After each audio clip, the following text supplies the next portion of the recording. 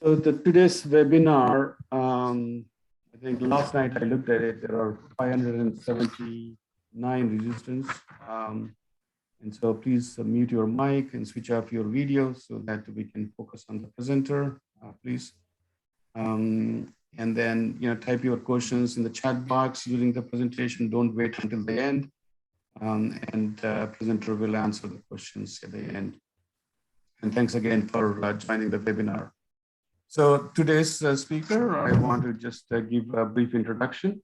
So today's presenter is Dr. Francisca. Currently, he is a full professor and the Secretary for Innovation and Technology Transfer at the Universidad Nacional de Córdoba, National University of Córdoba in Argentina. He's also independent researcher at CONICET, the National Scientific and Technical Research Council of Argentina. So he received PhD in civil engineering from the National University of Córdoba in Argentina, where he is a professor now. He did part of his PhD at Georgia Tech in 1999. He was also a postdoc at Georgia Tech from 2002 to 2004, working with Professor Carlos Santamarina. Professor Francisca received several awards and honors. He was awarded Outstanding Young People of Córdoba Province. He was a visiting professor at the University of Wisconsin on Fulbright Fellowship. More importantly, he is distinguished by the National Academy of Engineering of Argentina. So he teaches at graduate level courses such as advanced soil mechanics and geoenvironmental engineering. And he also directs the porous media and groundwater research group in his university. He has published more than 100 articles, including 58 journals on topics such as soil behavior, landfill liners, bioclogging, lost soils, methane hydrates, thermal and dielectric properties of soils, and so forth. He's also involved in many technical consulting services in geotechnical and geoenvironmental engineering field. So I have known him for many years and I have visited his university as well. So he has a nice group of colleagues such as Marcos and Clara. They are online. They are doing very fascinating geotechnical and geoenvironmental engineering research. So with this brief introduction, I want to stop sharing. I request Professor Francisca to share his screen and start his presentation. Again, I want to thank everyone for attending this webinar.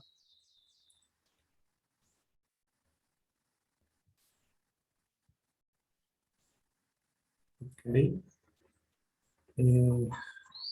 I think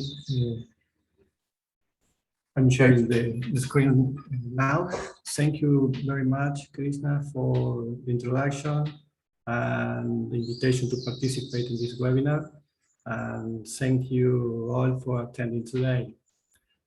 Today I'm going to talk about the soil that we have in Córdoba, Argentina, and in particular the different uses of this soil as construction material and how can we improve some of soil properties by adding steel slag.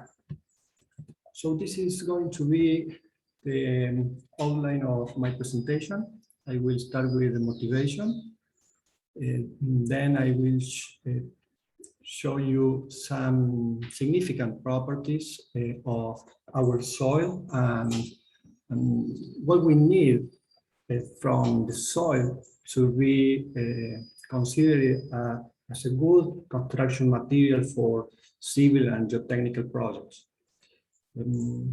I will talk about how can manipulate some important soil properties, physical properties, mechanical properties, and hydraulical properties by adding steel slag.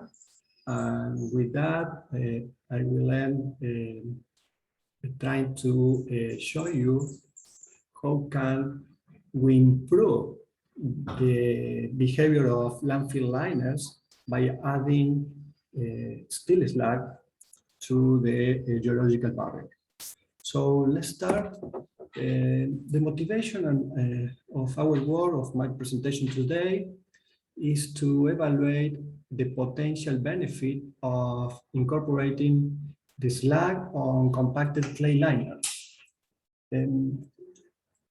With this in mind, we want to characterize common materials used for the construction of compacted soils and compacted landfill liners in Argentina.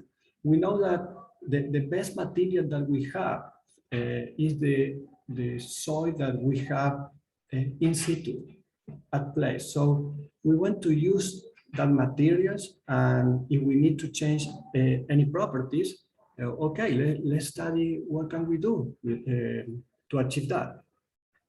We want to model the mass transport. In particular, we will focus today on heavy metals through landfill liners with and without BOF slabs. So what changes in the behavior of the liner if we add slab? That will be the question. And finally, we want to promote the use of steel slag, increasing the life cycle of this byproduct by means of new environmental friendly applications. So where we are and what is the material we're working with? We are in the south of the south, so we are in South America. Argentina is in the south part of the continent. Córdoba is where the yellow arrow is. The Universidad Nacional de Córdoba is there, and the soil that we have there is Loess. It's a Loess. It's the most abundant soil in Argentina. It covers more than 600,000 kilometers square. But we know that similar soils can be found in China, Russia, the United States, Germany, Bulgaria, New Zealand, and also in India, where in the Kashmir Valley, we have more than 500,000 kilometers squares of Loess. So these soils is a very fine, contains very fine particles, mainly silts, particles that are transported by wind. Then it's an aeolian soil. In Argentina, the origin of the Loess is related with the volcanic activity in the Andean mountains and the wind direction that is shown with the arrows in the right figure. And the yellow part is in Argentina is the place where we can find Loess. So in all this region, we want to use local soils as a construction material because it has benefits from the sustainability point of view. We can save transportation costs, we can avoid CO2 emissions, etc. So what we do with Loess as a construction material, we need many relevant geotechnical properties. We build or make embankments, and we need compacted soils. So we will study soil compaction. We will require some stiffness for the soil, and we also need strength. And that is also important when we have pipes in trenches that, by the way, is very difficult to compact near the pipe. So we need to improve the mechanical properties, mainly the stiffness and strength of the soil, by alternative method that can provide or can give us similar behavior or similar properties than compaction or than using any stabilization method and, for example, soil cement. Also, in the geoenvironmental project, as in landfills, the picture is the Córdoba city landfill that is known as Piedras Blancas. We, as all we know, we need to control hydraulic conductivity. We need to control. We need a material for the liner with or good absorption capacity. So with that, we can avoid the migration of leachate to prevent soils and groundwater contamination. So this is a typical landfill barrier that if we go from top to bottom, we have the waste. We also may find protective and filter and drains, layers, also a geomembrane and a compacted soil liner. This is a typical landfill barriers required for most of regulations and with typical specific properties for the soil. The compacted clay liner should have 10 to the minus 9 meters per second of hydraulic conductivity. And below that, the natural soil. So if we are involved in a project like this, we are going to use the Loess for the construction of the compacted soil liner. And we will see if we can achieve the required hydraulic conductivity. And we also have Loess at the bottom of the liner. So the question is, can we have some benefit if we add in the compacted soil liner steel slag? Can we, for example, conceive this layer as a low permeability reactive barrier? So this is the challenge here. Let's see if we can learn something about this. So let's start with the material that we are working with. We work with steel slag provided by Ternium, Argentina.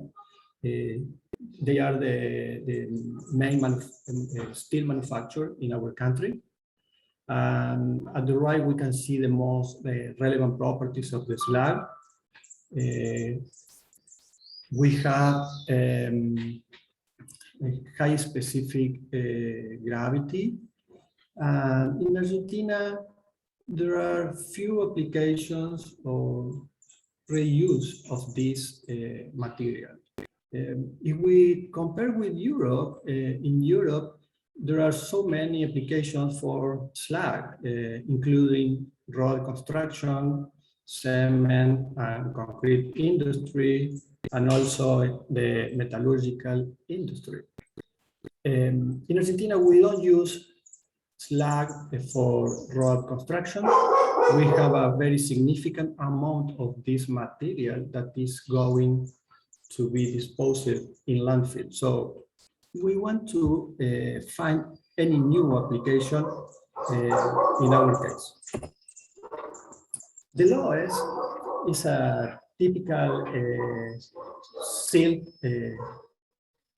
clay silt soil with low plasticity, has a pH equal to 8.74.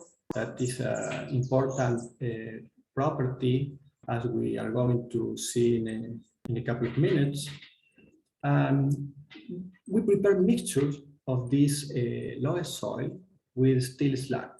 When we add slag, we improve the compaction conditions, reducing the optimum water content and increasing the maximum dry unit weight.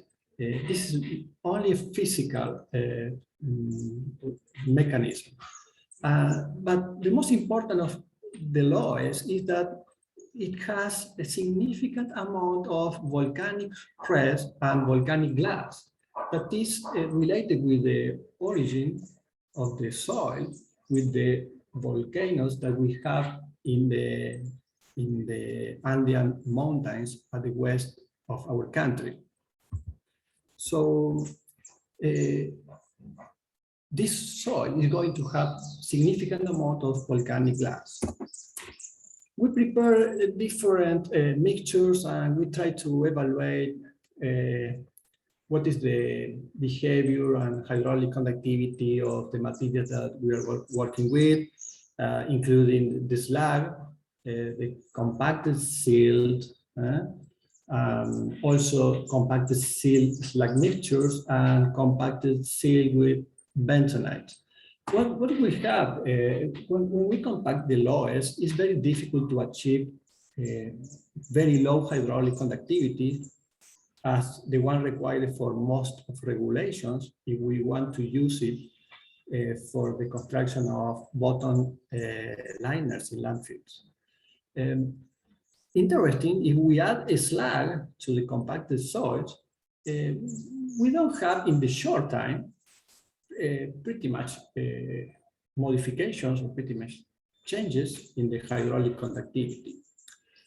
So I know up to this point that it won't be worse if I add a slag. So with that, we use two different liquids for the research that we perform. Distilled, or the one that I'm going to show you today.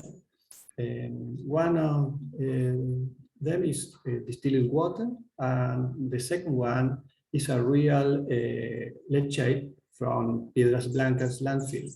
That, as many of you know, the main concern with this leachate is the presence of heavy metals as lead, cadmium, etc.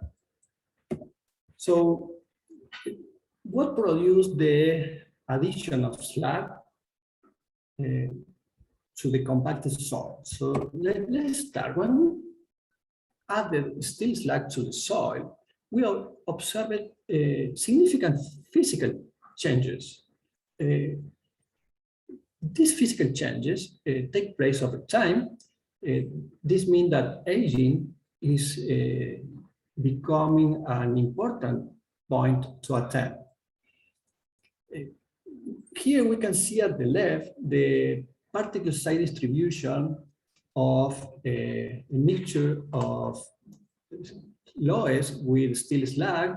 In red, we have the result immediately after preparing the mixture. In blue, after 60 days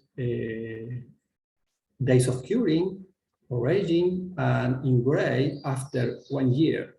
What we can see here is that the cure is moving to the left. This means that the materials is becoming coarser with time of curing.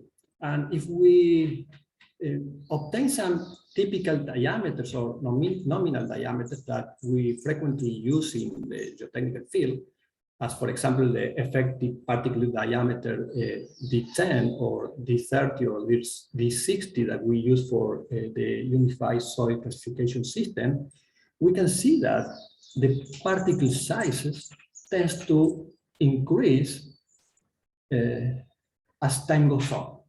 So the materials, this confirms that the materials is becoming coarser. Then the particles are now jointed for some mechanism. Also, if we prepare compacted mixture of Loess with steel slag and we run unconfined compression test, we obtain that the UCS rises with time. So the curing time becomes important as I mentioned before, and we can have significant increases in the unconfined compression strength, but not only the strength, but also the soil modulus modifies, and now the soil or the mixture of soil with steel slag has higher stiffness as time goes on, or with the time of curing. I think that it's very important to compare these values with other properties that we measure in parallel research in the research group. And with the 2% of Portland cement, we have exactly the same unconfined compression strength than using 12% of steel slag and waiting for 1 year for curing. So we have a new material that, or a material that can be used to replace Portland cement in soil stabilization. And the reason of that is because pozzolanic reactions are being developing in within the pores of the steel slag mixture. We performed zinc sections to see or to monitor the evolution of any change that could be happening within the soil. Here I'm showing you 4 different images from microscope. At the top left, we have a confocal reflection microscope image. At the top right, we have a SEM image. At the bottom left, we have a confocal polarized microscope image. And at the bottom right, we have a silica compositional map. So what we can see here is the fine soil matrix and part of 1 grain of the steel slag. And we can see that in the 4 pictures and a clear boundary between the slag and the soil matrix. In the case of the bottom right image, we can see the yellow dots indicate the presence of silica. So this is the initial state. Let's see what happened with aging. As time goes on, we repeat the experience and we observe for the same type of measuring that the very clear boundary between the slag and the Loess disappears. And now we have like a diffuse edge, like a halo near the slag grain. And also, if we observe the bottom right image, in this diffuse edge, we don't have so many yellow dots. So this means that silica was consumed. And that is giving us an idea that pozzolanic reaction is being responsible for the increase in the unconfined compression strength that I showed you before, and the changes in the particle size distribution. Here I'm showing you what happens if we run the typical odometer test in different Loess steel slag mixtures. We prepare like twins samples, and we wait for different aging periods. And what we can see here is that the specimen tested right after compaction with at 0 days is the red one, has less strength, is more deformable, and there is a higher change in void ratio than the other ones with higher aging. For example, after 1 year, the specimen is the orange one, and we can see that the change in void ratio is very low in comparison with the same sample of course, a twin sample, tested at 0 days. So we can see from here that stiffness increased with aging, and also, please don't forget that at higher aging, we have higher void ratio at a given pressure. We ran this experiment with distilled water and landfill leachate, and we obtained pretty much the same tendencies. So the odometer that we use allow us to measure the hydraulic conductivity for each applied pressure. So we did that, and with that we obtained these results. The specimen becomes less permeable, so the hydraulic conductivity reduces with time. We can see here result for distilled water and also leachate with empty and filled symbols. We can see that the red ones are the results at 0 days. Here we have in blue one at 56 days. I didn't include the results after a year, but believe me that the tendency is the one that is showing the arrow. It tends to decrease with aging. So interesting is that as I mentioned before, at higher aging, we have higher void ratio according to the odometer test. However, the hydraulic conductivity is lower. This means that even there is more voids inside the compacted sample, water or the displacement of the liquid is restricted. So we use a Cosine-Karman equation to verify if the void ratio function help us to understand what was happening here. We could determine that there is an effective porosity. This means that, or effective void ratio. We may have higher amount of voids for aged specimens, but those voids are not available for liquid displacement. So we compute the volume of voids that were really working, were really conducting flow or available for liquid flow. And we obtain that as time goes on, the amount of voids that were filled with any material that were clogging, were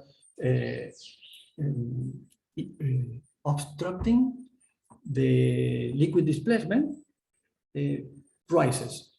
Here we can see this physical clogging was produced by calcium aluminate hydrate and calcium silicate hydrate that are two products of the pozzolanic reactions. So this material is now filling the pores and restricting the liquid displacement. So what we can see here is that at 0 days, we don't have hydrogels filling the pores. These are the red dots. And after 1 year, we have the orange dots. We have more than 50–60% of the voids filled with hydrogels. We monitor the pore size evolution of the specimens, and we did that with laser confocal microscopy. With that, we can monitor the pore size evolution over time. We can only measure the vertical dimension of pores. That is what is shown in the two figures at the right. So we only can measure the set direction of the pores, and different values here indicate the presence of pores of different magnitudes in the set directions. And that was obtained at 0 days of curing, but after 56 days of curing, we obtain a significant more homogeneous figure, homogeneous pore size distribution in the X and Y direction. So this means that the bigger pores were filled with this hydrate that is restricting the liquid displacement and is also joining particles together. Because of that, the particle size distribution changes, and it's also cementing the particles because of the pozzolanic reactions. So let's see if we can now have some benefit, not only on the mechanical point of view and hydromechanical point of view, but also if we want to use this material for liners. I mentioned before that we want to pay attention to other significant properties, as for example, absorption and other reaction mechanism that may take place, and it will be relevant for mass transport to the liner. So we have two coupled mechanisms. Liquid flow, that it could be through compacted clay liners. In our case, it will be a compacted liner of silt, the Loess soil, with bentonite to achieve lower hydraulic conductivity than the required for most of regulation. And let's see what's happening if we add the steel slag. And also, as you know, it's very common to add a geomembrane. So we are going to have a composite liner made of the compacted clay liner plus a geomembrane. And we know already how to evaluate the liquid flow in those cases if we have a hole in the geomembrane, etc. And on the other side, we have a mass transport mechanism. And to solve that, we need to solve the advection dispersion equation with sorption. This is very common when we have a bentonite, but also now we are going to see what happens if we add the precipitation mechanism promoted by changes in pH. And these changes in pH, let's see if the steel slab help us in having that. So here we have three different alternatives for liners. Just a compacted clay liner with a typical length higher than 1 meter, or we can add the geomembrane. In that case, commonly we can reduce the thickness of the compacted clay liners. The EPA say that we can reduce up to 0.6 meters, and the steel slag is the green dot is the one that we want to add in the liner. So the hypothesis is that if we have liquid passing through the liner, we may have a higher heavy metal concentration on top of the liner, but maybe we could retain the heavy metal inside the liner, and the concentration of the ions in the lower part of the liner, it will be near zero. To do that, we studied with now Professor Glasten, different precipitation of common heavy metals in leachate. Here I'm showing the result for cadmium.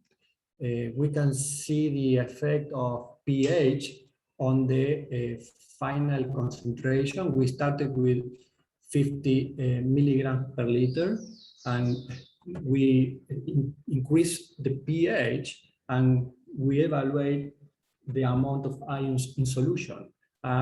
We did that with just cadmium, and we measured cadmium in presence of many other chemicals that are often found in leachate, and we obtained behaviors as the one shown in the figure.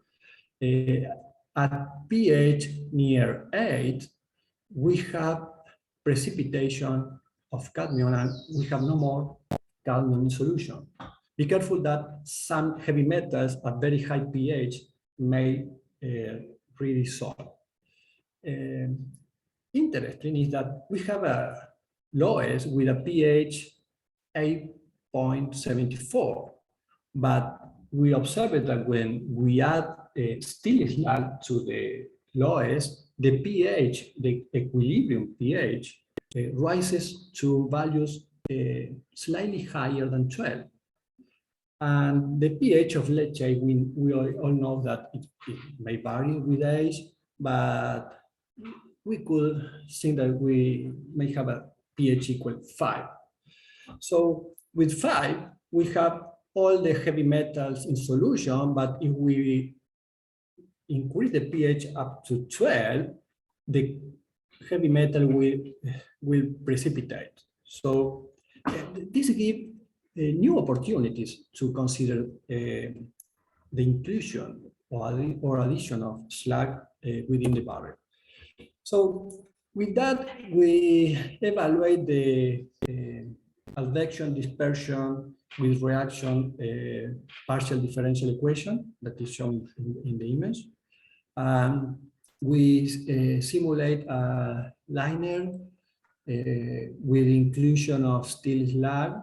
The inlet liquid has a pH equal 5, and at the bottom of this liner, the pH is equal 12, because the liquid passed through the pores of this compacted clay liner with steel slag, and the equilibrium pH is in this value. The steel slag has a very high buffer capacity, so it keeps the pH in 12 for a very long periods. So if we monitor the concentration of heavy metals in this situation, we have a concentration equal to the initial concentration on top, but after passing through the liner, the concentration is equal to 0. So we have accumulation. The figure at the right shows pH at the left and relative concentration at the right. So we have initial pH equal 12 and the heavy metal accumulate. We can see here, because the scale is almost with the XY. After time goes on, the pH of the liner start to decrease, because the buffer capacity or the capacity, acid neutralization capacity of the slag is reached, and now the pH starts to decrease. If the pH decreases below the pH 8, that is exactly the pH of precipitation of cadmium, all cadmium that were in solid state precipitated will be redissolved, and we will have a release of cadmium, a very huge peak of cadmium altogether. And after that, we have a zero retention of heavy metal within the barrier, and the concentration in the, below the liner is going to be exactly the same as on top of the liner. So with the result that we obtained in the lab, we could calibrate the solution of the advection dispersion equation, and we could evaluate the evolution of pH and obtain the result that I'm showing you now. Here we have two different cases. First, I'm going to show you the influence of the barrier height on the contaminant percolation time. The results are similar to the one that I showed you a couple of minutes ago. We have an initial pH of 12, and we have three different thickness for the liner, 0.3 meters, 0.6 meters, and 1 meter. And what we can see is that the higher the thickness, the higher the percolation time.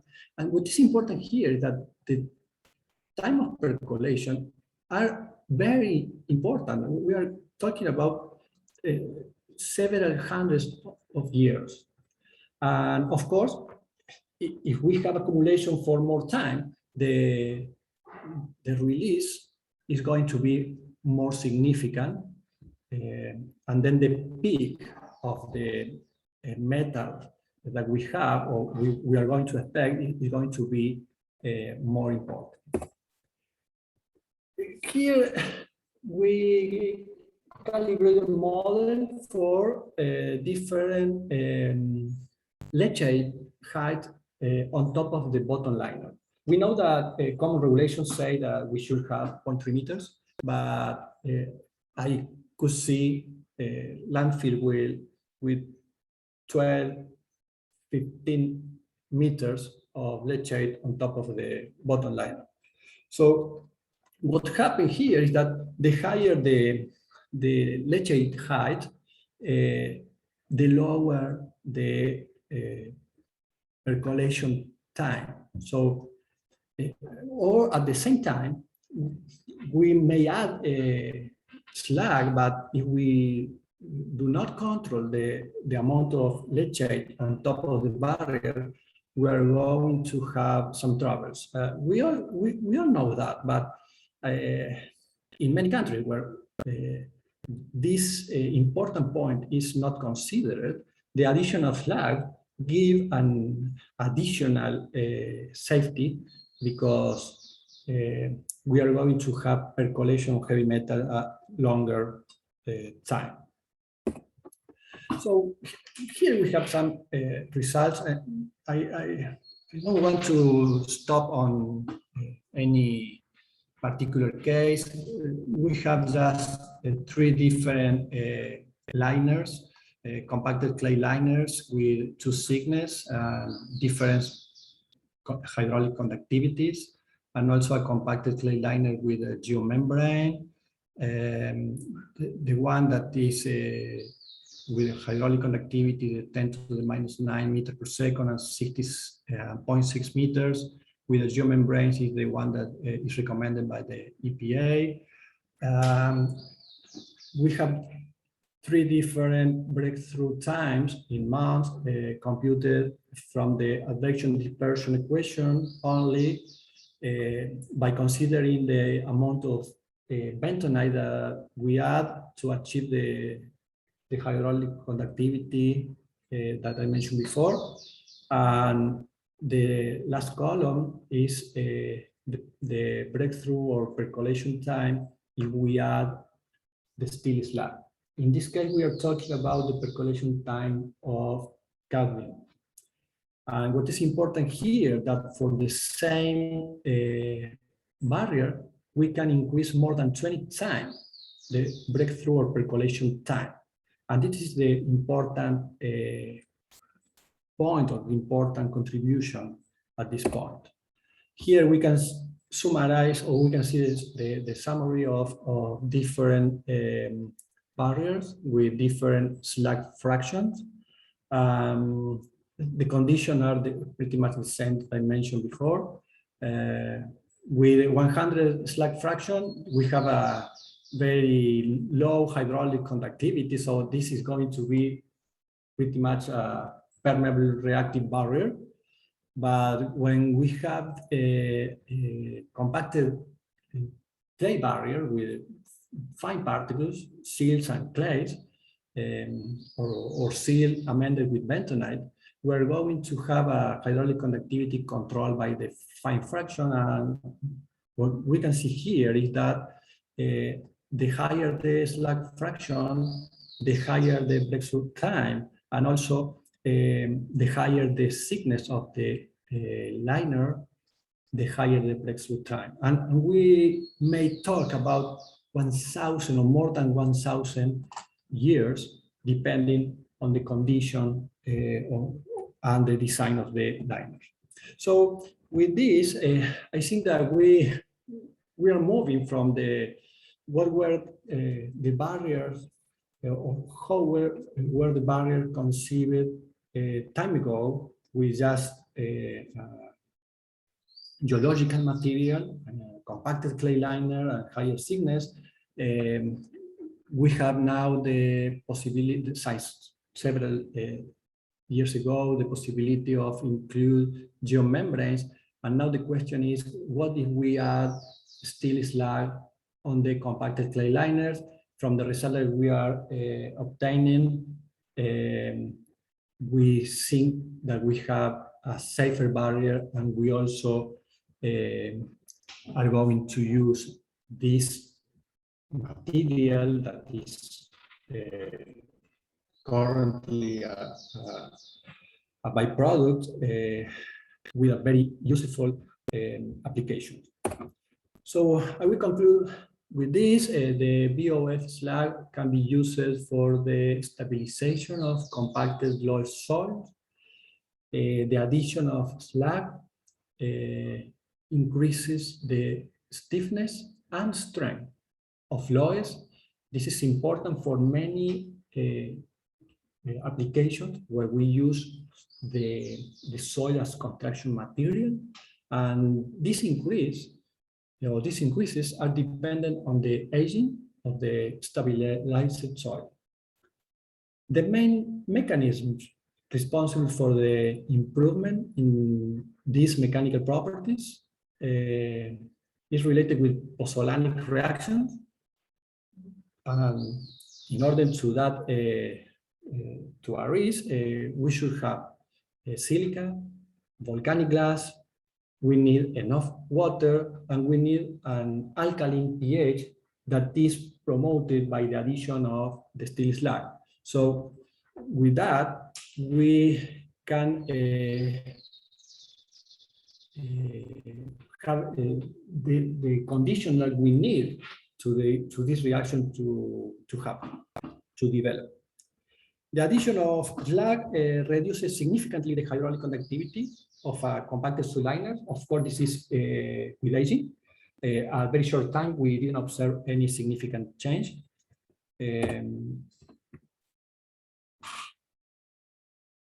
The addition of slag increases the pH. This promotes the precipitation of most heavy metals, which produces retardation in the displacement. We should have special attention to the pH of the percolating liquid. If the pH decreases below the precipitation value, a pulse of high metal concentration will be released. This has to be monitored, prevented, and controlled. The addition of steel slag can increase over 20 times the contaminant breakthrough time for a conventional compacted clay liner plus geomembrane composite system with standard operation characteristics, hydraulic conductivity, the level of leachate on top of the liner, etc. Finally, I would like to thank once again Professor Krishna Reddy for the invitation, to CONICET and CONICET for the support of the research, To Daniel Glastein and Clara Mosesco, we did most of the experiment analysis and simulations together. All graduate student former members of the research group. To Ternium, that provide us the steel slag, and Cormicor, that is the owner of the landfill in Córdoba city, and to all the geotechnical group of Universidad Nacional de Córdoba, a university with 400 years almost. So, and of course, thank you all for the attention. Yeah, thank you so much, Professor Francisca. I thought it's an excellent presentation. You provided, comprehensive research study results in systematically, and I'm sure you have a lot of stuff, but you have presented it very nicely. All the major aspects of your research. I think I've been observing all the participants were patiently, listening to you or intensely listening to you. So you capture their attention throughout the presentation. So it's very nice. I know we all work on like low permeability, like soil liners, but making them not only low permeable, but making them reactive, right?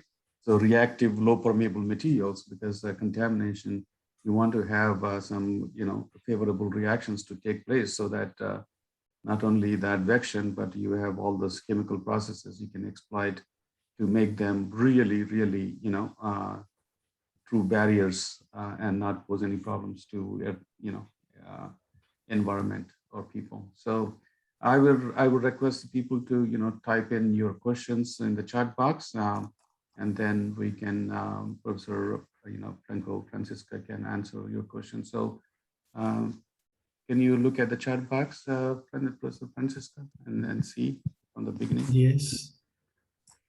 Okay. This is a question from Frank.